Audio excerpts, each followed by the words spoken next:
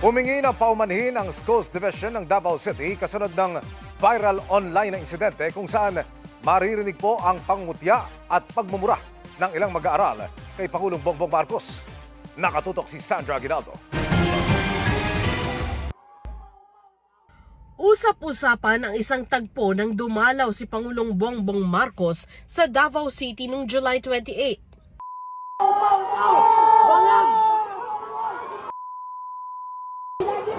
Sa kumalat kasing video ng pagsakay niya sa presidential helicopter malapit sa isang gusali ng Kalina National High School, narinig na kinutya ang Pangulo at minura pa ng ilang mag-aaral. Lupan ng mga Humingi ng paumanhin ng Schools Division of Davao City para sa hindi nila nararapat na ikinilos ng mga estudyanteng natukoy na.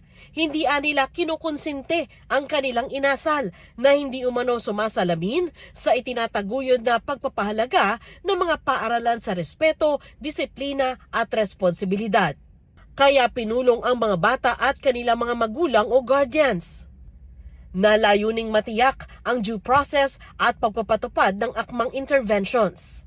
Ayon sa DepEd Order No. 006 Series of 2026, bawal ang pagmumura at malalaswang salita sa loob ng school premises maging sa online platforms.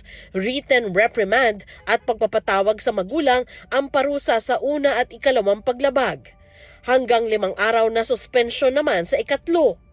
Bahagi ito ng nakasaad sa DepEd Order na pagdidisiplina at guidance and counseling sa lumabag. Sasalag din sila sa intervention na nakatuon sa responsableng asal, responsableng paggamit ng digital devices at internet at respeto sa kapwa. Sandra Aguinaldo, Nakatutok, 24 Oras.